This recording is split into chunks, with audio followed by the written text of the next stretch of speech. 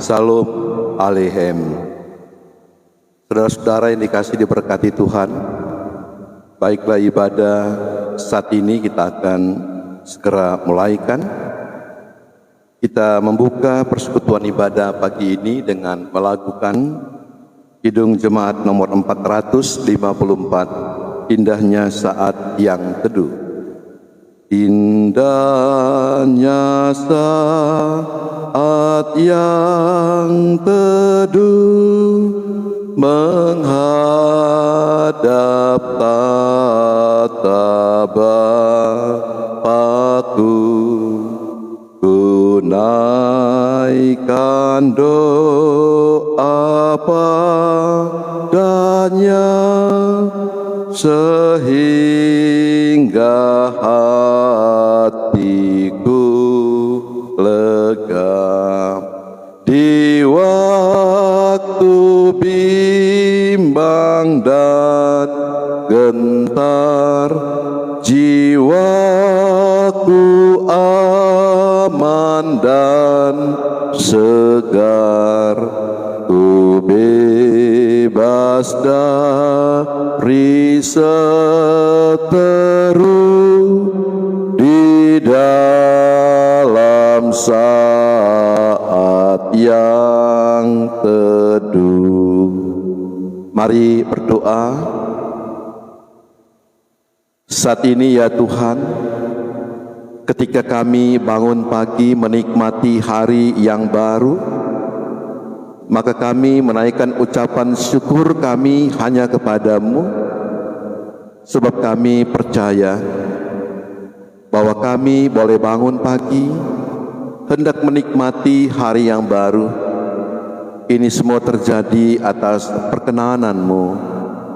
Dan sebelum kami melakukan aktivitas di sepanjang hari ini, maka kami mengambil waktu sesaat untuk beribadah kepadamu, memuji memuliakan nama-Mu, yang di dalamnya juga kami hendak membaca, mendengar dan merenungkan sabda kebenaran firman-Mu.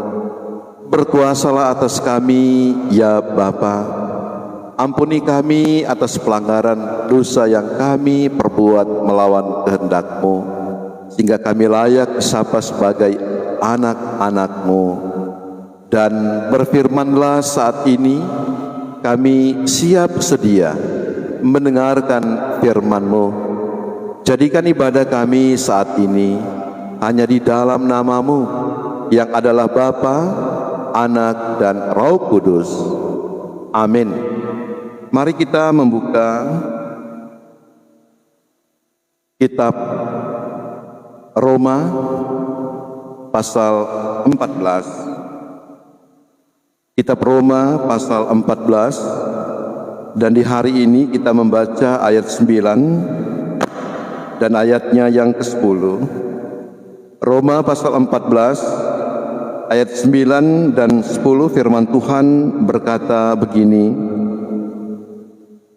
sebab untuk itulah Kristus telah mati dan hidup kembali, supaya Ia menjadi Tuhan, baik atas orang-orang mati maupun atas orang-orang hidup.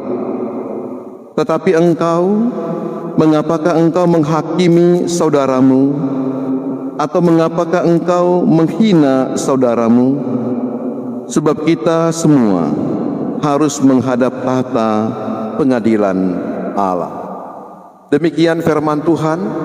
Dan sebelum kita mendengarkan khotbah, mari kita akan mengucapkan pengakuan iman Kristen yang diambil dari pengakuan iman rasuli.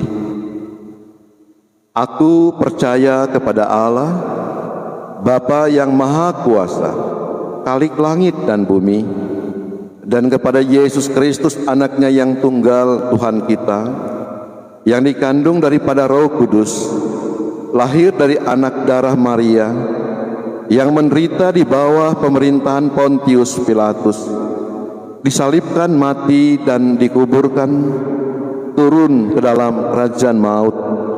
Pada hari yang ketiga bangkit pula dari antara orang mati, naik ke surga, duduk di sebelah kanan Allah Bapa yang Maha Kuasa, dan akan datang dari sana untuk menghakimi orang yang hidup dan yang mati. Aku percaya kepada Roh Kudus, gereja yang kudus dan am, persekutuan orang kudus, pengampunan dosa, kebangkitan daging, dan hidup yang kekal. Amin. Saudara-saudara yang dikasihi dan yang diberkati oleh Tuhan kita Yesus Kristus, dalam pembacaan kita di pagi hari ini,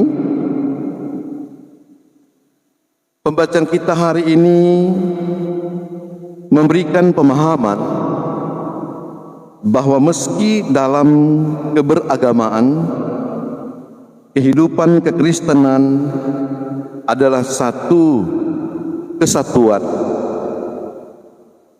Tidak ada yang hidup bahkan mati untuk dirinya sendiri, tetapi hidup dan matinya adalah untuk Tuhan. Karena mengapa? Karena saudara-saudara, kita semua adalah milik Tuhan. Yesus Kristus mengorbankan dirinya disalib, mati dan dikuburkan tentu dengan satu tujuan, menebus dosa kita. Dan kita tahu bersama dalam hidupnya dia tidak pernah berpikir, berucap, melakukan sesuatu yang salah, sesuatu yang keliru, tetapi dia selalu berpikir, berucap, melakukan sesuatu yang benar. Kebenaran yang dia lakukan dengan harapan agar supaya orang yang mendengar melakukan apa yang disampaikannya. Ketika dia mati, tapi pada hari yang ketiga, saudara, kita tahu dia bangkit dan dia naik ke surga sebagai kemenangan atas kuasa dosa dan maut. Ia dimuliakan dan menjadi Tuhan, baik hidup maupun mati.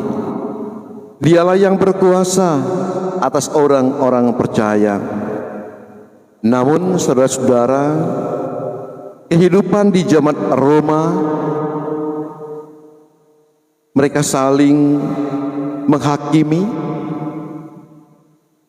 saling menghina sesama saudara di dalam Kristus. Paulus menegur jemaat seperti yang kita baca di pagi hari ini, bahwa kita tidak boleh menghakimi saudara-saudara kita di dalam segala hal. Yang dimaksud dengan kita tidak boleh menghakimi, khusus perikop pembacaan kita, yaitu tentang hal makan minum. Ada orang-orang tertentu yang tidak bisa makan makanan tertentu, dan ketika mereka tidak bisa makan makanan yang tertentu itu, maka kita jangan menghakimi orang-orang itu. Yang kedua, Rasul Paulus mengingatkan, jangan menghakimi terhadap seseorang yang ibadahnya tidaklah sama dengan ibadah yang dilakukan oleh orang-orang Kristen yang ada di kota Roma. Ini hal yang sangat penting disampaikan oleh Rasul Paulus kepada jemaat untuk menetralisir keadaan atau situasi agar orang-orang Kristen yang ada di kota Roma, mereka harus senantiasa menghargai, senantiasa menghormati orang-orang lain yang hanya mungkin makan makanan tertentu, menghargai, menghormati orang-orang lain yang beribadah di hari-hari tertentu, bahkan cara beribadah yang mungkin jauh berbeda dengan cara beribadah yang dilakukan oleh orang-orang Kristen pada waktu itu. Ini hal yang sangat luar biasa, saudara-saudara. Inti ajaran yang disampaikan oleh Yesus yaitu mengasihi, menghargai, menghormati terhadap sesama manusia. Dan saya mau katakan pagi hari ini kepada saudara-saudara, dalam kehidupan berbangsa, dalam kehidupan bernegara, kita diatur oleh undang-undang yang berlaku di negara kita. Kebebasan untuk beribadah, yang di dalamnya tentu kita memiliki 6 agama. Ada agama Kristen, Katolik, ada agama Protestan, ada Islam, Hindu, Buddha, Konfusius. Nah, tentu 6 agama yang ada di Indonesia memiliki perbedaan, mungkin hari-hari ibadah. Demikian juga memiliki perbedaan tentang peraturan hal apa yang akan dimakan.